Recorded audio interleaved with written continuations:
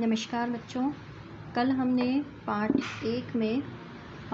एक के भाग पहले में रासायनिक अभिक्रिया के बारे में पढ़ा था, जिसमें हमने रासायनिक अभिक्रिया की परिभाषा पढ़ी थी, उसकी पहचान पढ़ी थी, रासायनिक समीकरण क्या होता है, संतुलित असंतुलित समीकरण क्या होता है, समीकरण को कैसे संतुलित किया जाता है, इसके बारे में पढ़ा था। लेकिन फिर भी हम आगे पढ़ने से पहले एक बार रिवाइज कर लेते हैं। रासायनिक अभिक्रिया की परिभाषा क्या होती है? जब दो या दो से अधिक पदार्थ मिलकर कोई नया पदार्थ बनाते हैं तो उसे हम रासायनिक अभिक्रिया कहते हैं। इसके अलावा रासायनिक समीकरण क्यों लिखा जाता है? अभिक्रिया को छोटे रूप से कम समय में सरलतम तरीके से समझाने के लिए हम रासायनिक समीकरण लिखते हैं। रासायनिक समीकरण की क्या विशेषता होती है? इसमें विशेषता ये होती है कि इसमें अभिकारक होता है और उत्पाद होता है। अभिकारक को हमेशा तीर के निशान से पहले लेफ्ट हैंड साइड पर लिखा जाता है, जबकि उत्पाद को राइट हैंड साइड पर तीर के निशान के बाद लिखा जाता है, और तीर का निशान अभिक्रिया की दिशा को दर्शाता है। अभिकारक एक या दो ज़्यादा होने पर उनके बीच में प्लस का चिन्ह आता है। उत्पाद भी दो या दो से अधिक होने पर उनमें भी प्लस का चिन्ह आता है। ये होती है रासायनिक समीकरण की विशेषता। इसके अलावा हमने पढ़ा था समीकरण कैसे लिखा जाता है। समीकरण लिखा जाता है रासायनिक सूत्रों के रूप में।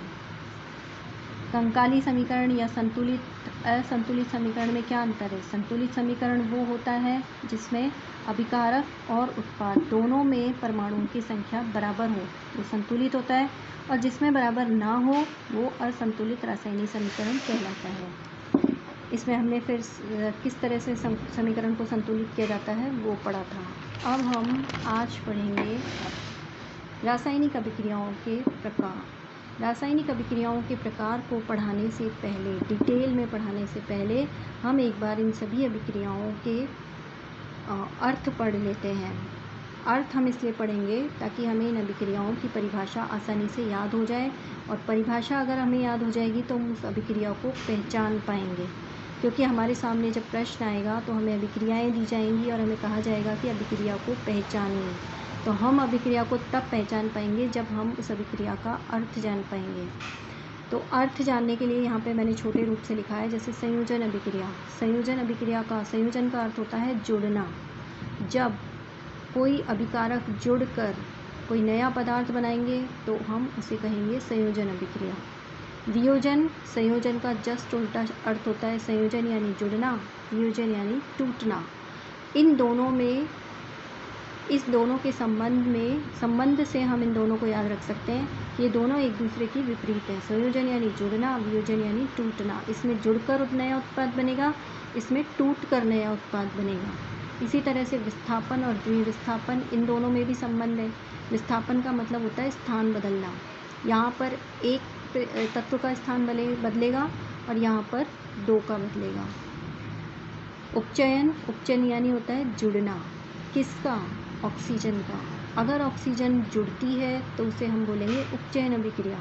अगर ऑक्सीजन घटती है तो हम उसे बोलेंगे अपचयन अभिक्रिया। ऊष्माक्षेपी अभिक्रिया का मतलब होगा कि यदि उस अभिक्रिया में ऊष्मा का उत्सर्जन होता है या निष्कासन होता है तो हम उसे बोलेंगे ऊष्माक्षेपी अभिक्रिया। और अगर वो अभिक्रिया ऊष्मा की उपस्थिति में होती है, यानी कि उस अभिक्रिया को होने के लिए ऊष्मा की आवश्यकता होती है, तो हम उसे बोलेंगे ऊष्माशोषी अभिक्रिया।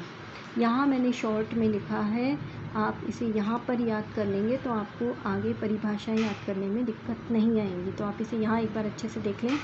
इसके बाद हम पढ़ेंगे कि रासायनिक अभिक्रिया होती कैसे हैं। अभिक्रिया होती ऐसे है कि जो तत्व होते हैं उन तत्वों की सबसे छोटी इकाई होती है परमाणु। आप जानते हैं कि तत्व की सबसे छोटी इकाई क्या होती है? परमाणु। तो ये जो परमाणु होते हैं इनके बीच में होते हैं बंध। ये बंध जो होते हैं, इन बंधों के टूटने और बनने से कोई भी नया पदार्थ बनता है। जब ये बंध टूटेंगे तो दूसरे परमाणु के साथ ये नया बंध बना लेंगे और एक नया उत्पाद बनेगा। तो ये अभिक्रियाएं कैसे होती है? बंधों के टूटने और बनने से। अब हम आगे पढ़ते हैं। सबसे पहली हमारी अभिक्रिया है संयोजन अभिक्रिया। जब हमें अभिक्रियाओं के बारे में पूछा जाएगा तो हमें उन अभिक्रियाओं की परिभाषा भी लिखनी है और उसके उदाहरण भी लिखने हैं। कभी भी जब भी विज्ञान में कोई परिभाषा लिखी जाती है तो उसके उदाहरण अपने आप ही लिखने होते हैं, कहा नहीं जाएगा आपको। उदाहरण लिखने के लिए आपको खुद लिखने होंगे, तभी आपको पूरे मार्क्स मिलेंगे। तो सबसे पहले पढ़ेंगे हम संयोजन अभिक्रिया क्या होती है। हम शुरू में पढ़ चुके हैं यहाँ पर कि संयोजन अभिक्रिया का क्या अर्थ होता है। संयोजन का अर्थ होता है जुड़कर। क्या जुड़ेंगे? अभिकारक। अभिकारक जब जुड़ेंगे, इसका मतलब अभिकारक 2 या 2 से ज़्यादा होंगे तभी जुड़ेंगे। तो जब 2 या 2 से अधिक अभिकारक मिलकर या जुड़कर एकल उत्पाद बनाते हैं। यहाँ पर एक ध्यान रखने वाली बात यह है कि उत्पाद कितने बनेंगे? एक। और अभिकारक कितने हैं? 2 या 2 से ज़्यादा।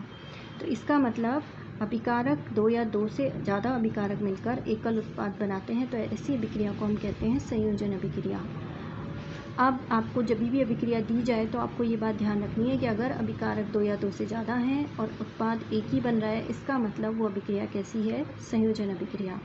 जैसे अब हम उदाहरण याद करेंगे, तो आपकी किताब में 3 उदाहरण दे रखे हैं, आपको तीनों उदाहरण याद करने हैं। पहला उदाहरण है कैल्शियम ऑक्साइड का। कैल्शियम ऑक्साइड और H2O 2 अभिकारक हो गए। ये दोनों अभिकारक कितने उत्पाद बनाएंगे? एकल उत्पाद बनेगा कैल्शियम हाइड्रोक्साइड का, और साथ में क्या निकलेगी? ऊष्मा। अब इसको याद करने का तरीका क्या है? इसको याद करने का तरीका ये है कि जो कैल्शियम ऑक्साइड होता है वो वास्तव में होता है बिना बुझा हुआ चूना। चूना वो जो आप जब पुताई करते हैं तो एक चूने की थैली लाते हैं जिसको बोलते हैं कली। उसको आप क्या करते हैं? पानी में भिगो देते हैं। जब आप उसको पानी में भिगोते हैं तो वो पानी जो होता है गर्म हो जाता है, उसमें से ऊष्मा निकलती है और वो चूना पानी में घुल जाता है। तो ये जो अभिक्रिया है, ये अभिक्रिया कैसी है? ये है संयोजन अभिक्रिया। मैंने आपको शुरू में ही कहा था कि विज्ञान जो है वो हमारे दैनिक जीवन में होने वाली घटनाओं से जुड़ा होता है, वो कोई अलग नहीं होता है। तो ये जो घटना है, ये जो अभिक्रिया है, ये हमारे दैनिक जीवन से ही जुड़ी हुई है। तो पहला उदाहरण मेरे ख्याल से आपको याद हो जाएगा। दूसरा उदाहरण भी आपको याद हो जाएगा, बहुत सरल है। दूसरा और तीसरा।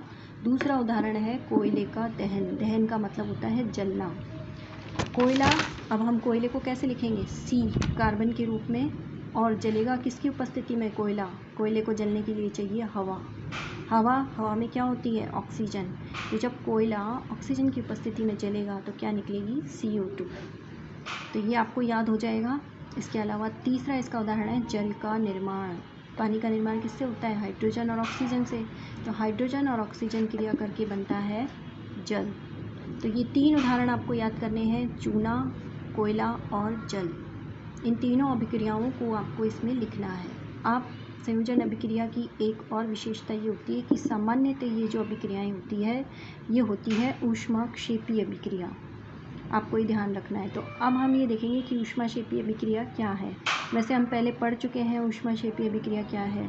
ऊष्माक्षेपीय अभिक्रिया है वैसी वो अभिक्रियाएं जिनमें उत्पाद तो बनता ही है, उत्पाद के साथ साथ क्या निकलती है? ऊष्मा। जब उत्पाद के साथ ऊष्मा निकलती है तो ऐसी अभिक्रिया को हम कहते हैं ऊष्माक्षेपीय अभिक्रिया। इसके भी आपको उदाहरण याद करने हैं। इसके आपके 3 उदाहरण आते हैं अक्सर, जो जिन पर प्रश्न बनता है। पहला पूछा जाता है प्राकृतिक गैस का दहन। दहन का मतलब मैंने अभी बताया था, जलना। दहन हमेशा किसकी उपस्थिति में होगा? ऑक्सीजन की उपस्थिति में। प्राकृतिक गैस यानी कि CH4 यानी कि मेथेन जो है वो O2 की उपस्थिति में जब जलेगी तो क्या बनेगी? कार्बन डाइऑक्साइड बनेगी, पानी बनेगा, और साथ में क्या निकलेगी? ऊर्जा। इसी तरह से श्वसन। श्वसन कैसी अभिक्रिया है ये पूछा जाता है। श्वसन एक ऊष्माक्षेपीय अभिक्रिया है। क्यों? क्योंकि हम जब सांस लेते हैं तो उसमें क्या लेते हैं? ऑक्सीजन लेते हैं। ये जो ऑक्सीजन होती है ये हमारे शरीर में जाकर हमारे शरीर में जो ग्लूकोज बनता है पाचन के बाद, उससे ऊर्जा को निकालती है अभिक्रिया करके। यानी कि ऑक्सीजन इस ग्लूकोज से क्रिया करके क्या बनाएगी? जब हम ऑक्सीजन ले रहे हैं तो क्या निकालेंगे? कार्बन डाइऑक्साइड निकालेंगे। तो एक तो कार्बन डाइऑक्साइड बनेगा, जल बनेगा, और क्या निकलेगी? ऊर्जा। जो खाने से हमें ऊर्जा मिलती है, ये वो ऊर्जा है जो हमें प्राप्त होती है खाना खाने के बाद। खाना जब पच जाता है तो पचने के बाद उसका दहन होता है, जिसकी वजह से श्वसन, मतलब ये जो क्रिया होती है जिसकी वजह से हमें ऊर्जा मिलती है। अब तीसरा इसका उदाहरण है कंपोस्ट खाद। जो साग सब्जियां सड़ जाती हैं उनके सड़ने से भी ऊष्मा का निष्कासन होता है और कंपोस्ट बनती है। तो ये जो 3 उदाहरण हैं, ये तीनों उदाहरण ऊष्माक्षेपीय अभिक्रिया के हैं, ये भी आपको याद करने हैं। इसके बाद आ जाती है वियोजन अभिक्रिया। अब वियोजन अभिक्रिया मैंने पहले ही शुरू में ही बताया था कि वियोजन यानी कि टूटना, ये संयोजन का बिल्कुल उल्टा है। संयोजन अभिक्रिया में अभिकारक कितने होते थे? 2 या 2 से ज़्यादा। अब इसमें अभिकारक कितने होंगे? सिर्फ 1। और उत्पाद कितने होंगे? 2 या 2 से अधिक। ये संयोजन की बिल्कुल उल्टी अभिक्रिया है। इसकी परिभाषा आपको आराम से याद हो जाएगी। उदाहरण कैसे याद करेंगे? उदाहरण के लिए आपको फेरस सल्फेट का पहले सूत्र याद करना पड़ेगा। फेरस सल्फेट क्रिस्टल का सूत्र होता है FeSO4 7H2O। अब जब हम इस FeSO4 7H2O को गर्म करेंगे तो गर्म करने पर ये जो पानी है ये उड़ जाएगा और क्या बचेगा? FeSO4। FeSO4 को फिर हम जब ऊष्मा देंगे तो ये बनेगा फेरिक ऑक्साइड और SO2 और SO3 गैस इसमें निकलेंगी। सल्फर डाइऑक्साइड और सल्फर ट्राइऑक्साइड गैसें इसमें निकलेंगी। अब इसमें ये वियोजन अभिक्रिया कैसे है? ये वियोजन अभिक्रिया ऐसे है क्योंकि इसमें अभिकारकों की संख्या कितनी है? 1। और उत्पाद की संख्या कितनी है? 1 से ज़्यादा। एक उदाहरण ये हो गया। दूसरा उदाहरण देख लीजिए। दूसरे उदाहरण में भी अभिकारक कितना है? 1 और उत्पाद कितने हैं? 2। इस उदाहरण को कैसे याद करेंगे? आपने चूने के बारे में संयोजन अभिक्रिया में भी पढ़ा था और चूने के बारे में आप इस अभिक्रिया में भी पढ़ेंगे, जो दूसरा उदाहरण है। लेकिन अब की बार पहले बिना बूझा चूना था, अब की बार है चूना पत्थर। चूना पत्थर को बोलते हैं CaCO3 यानी कैल्शियम कार्बोनेट। जब इसको ऊष्मा दी जाएगी तो क्या बनेगा? कैल्शियम ऑक्साइड और H2O। तीसरा उदाहरण, इसका उपयोग पूछा जाता है क्या होता है कैल्शियम ऑक्साइड का? कैल्शियम ऑक्साइड जो है वो सीमेंट बनने में काम आता है। तीसरा जो उदाहरण है ये भी आपको याद करना ही पड़ेगा। लेड नाइट्रेट जो होता है वो टूट कर किस किस में टूटता है? लेड ऑक्साइड और नाइट्रोजन डाइसल्फाइड ऑक्साइड और ऑक्सीजन में। तो उत्पाद अभिकारक कितने हैं? 1। उत्पाद कितने हैं? 3। यहाँ पर भी अभिकारक कितना है? 1। उत्पाद कितने हैं? 2। अभिकारक कितना है? 1। उत्पाद कितने हैं? 2। ये इस अभिक्रिया की पहचान है। ये दोनों अभिक्रियाएं आपको आराम से याद हो जाएगी क्योंकि इन दोनों में Ag यानी सिल्वर आ रहा है। एक बार सिल्वर के साथ आपको क्लोराइड जोड़ना है, एक बार सिल्वर के साथ आपको ब्रोमाइड जोड़ना है। और जब क्योंकि टूटन होगी, वियोजन अभिक्रिया है तो पदार्थ टूटेगा। जब टूटेगा तो Ag अलग हो जाएगा, Cl2 अलग हो जाएगा, Ag अलग हो जाएगा, Br2 ब्रोमीन और क्लोरीन बोलते हैं इसको, ये अलग हो जाएगा। तो ये अभिक्रिया भी आपको आराम से याद हो जाएगी। ये अभिक्रिया होती है किसकी उपस्थिति में? प्रकाश की उपस्थिति में, दोनों अभिक्रियाएं। और इसका उपयोग किस में होता है? श्वेत श्याम फोटोग्राफी यानी कि ब्लैक एंड वाइट जो फोटोग्राफ होता है उसके अंदर इसका उपयोग होता है, जो कि आजकल कम होता है। आजकल भी होता है स्पेशल इफेक्ट्स देने के लिए, आजकल ब्लैक एंड वाइट फोटोग्राफी में इसका उपयोग होता है, लेकिन आमतौर पर पहले इसका उपयोग ज़्यादा होता था। अभी हम वियोजन अभिक्रिया की एक और विशेषता पढ़ेंगे कि जो वियोजन अभिक्रिया होती है वो अक्सर ऊष्मा शोषी अभिक्रिया होती है। क्यों? क्योंकि टूटने के लिए या तो ऊष्मा की आवश्यकता होती है या प्रकाश की या फिर विद्युत की। अगर वियोजन अभिक्रिया ऊष्मा की उपस्थिति में होती है तो उसमें ऊष्मीय अपघटन या ऊष्मीय वियोजन कहते हैं। यदि वियोजन अभिक्रिया प्रकाश की उपस्थिति में होती है तो उसे बोलते हैं प्रकाशीय वियोजन या प्रकाशीय अपघटन। अगर विद्युत की उपस्थिति में होती है तो विद्युत वियोजन या विद्युत अपघटन। अब ये कैसी अभिक्रिया है? ऊष्मा शोषी।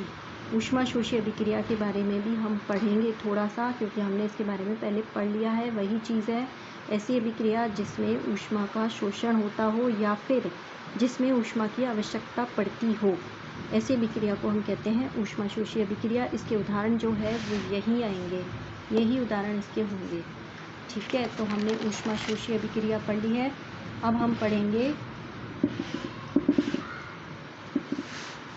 अब हम आगे कल पढ़ेंगे क्योंकि इसका वीडियो काफ़ी लंबा हो जाएगा।